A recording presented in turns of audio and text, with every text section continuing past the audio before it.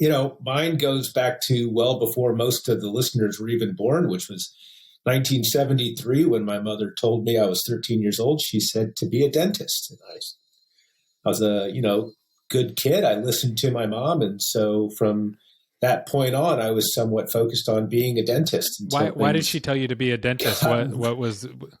So it's interesting to me. She absolutely said, she goes, look, they get Wednesdays off to play golf. There's no such thing as an emergency. And if you want a day off or a week off, you just walk up to your book and you X those days out of the calendar that you're going to be off. And, in 1973, that was a pretty good description of dentistry, frankly, And so that's where I set my sights from that moment on. I was 13 years old and off I went. And high school was kind of a piece of cake, and off I went to the University of Texas with all of my buddies. And that's where things kind of hit a little bit of a speed bump. Your listeners might be interested to know that I actually flunked out of college my first time around.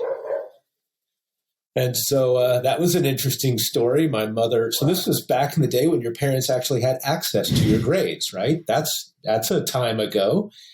And I remember getting a phone call when I was in my dorm room, and my mother called me and she said, well, you made the dean's list, Charles. And of course, I knew the grades that I was making. And so I was a bit curious to know just exactly what she meant by that. And she said, well, it's just the wrong dean's list. They've actually asked you to leave.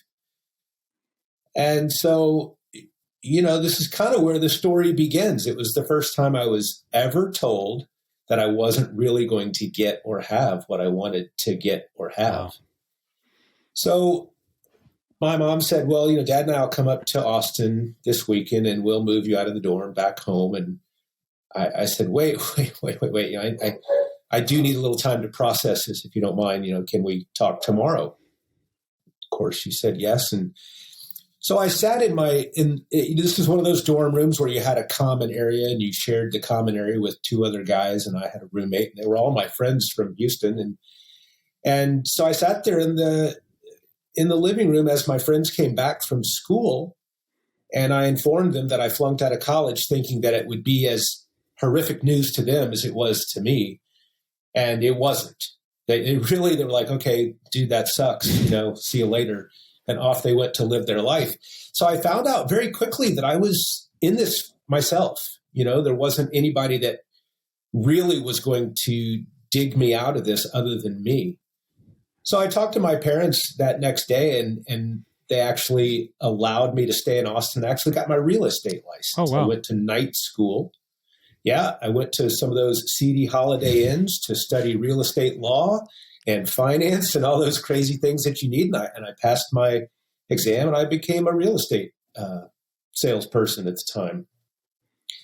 And then that led into another job, which led into another job, which led into a really, really downward spiral in my life, frankly. And it included a lot of just really bad behavior, which ultimately led to kind of a pivotal moment. I actually wrecked my car. Which under the influence, and was lucky to not kill myself or anyone else or get arrested. Yeah. And roughly how old were you at this point? About 21, 22. Yep. And it was just really through the grace of God that I ended up somewhere safe, waking up 12 hours later to discover what had happened. My car was demolished, and yet I was okay. And it was somewhat at that moment that I said, you know what, I think we need to have a discussion. The interesting thing about rock bottom, Gary, is that sometimes it's a really solid place from which to push off, if that's how you choose to view it. So I had lunch with my dad a couple of days later and kind of said to him, I'd like to go back to school and really take that dentistry thing seriously. And so he said, well, you did it on your terms once. You're going to do it on our terms the next time. Which was, you're going to move into the house, you're going to go to school, you're going to get a job after you get out of school, and that's how it's going to go. And, who was I to argue at that point? So mom was going to do my laundry and cook for me, and I was going to get to still go to school. And so that's what I did. And 2 years later, because dental school wasn't nearly as competitive as it is now, I actually got accepted to every dental school that I applied to, which was pretty interesting because I had flunked out of college, and that was a deal. So I went to the University of Texas Health Science Center in San Antonio, which was actually rated the #1 dental school in the country. Wow.